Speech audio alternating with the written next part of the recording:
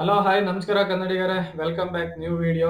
ಇವತ್ತು ನಾವು ನೋಡಕ್ ಹೊರಟಿರುವಂತ ಜಾಗ ಐನ್ಕೆರೆ.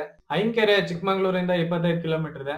ಸಕ್ರಾಪಟ್ಟಣದಿಂದ ಕೇವಲ 5 ಕಿಲೋಮೀಟರ್ ಇದೆ. ಸಕ್ರಾಪಟ್ಟಣದಿಂದ ಐನ್ಕೆರೆಗೆ ಹೋಗೋ ರೋಡ್ ಮಾತ್ರ ಸಕ್ಕತ್ತಾಗಿದೆ. ಈ ಕಡೆ ತೋಟ, ಆ ಕಡೆನೂ ತೋಟ, ಮಧ್ಯದಲ್ಲಿ ರೋಡ್ ಇರೋದು. ಸೊ ಒಂದ್ ಒಳ್ಳೆ ವ್ಯೂನ ಎಂಜಾಯ್ ಮಾಡ್ಕೊಂಡು ಇನ್ನೇನ್ ಐನ್ಕೆರೆಗೆ ತಲುಪೋದು.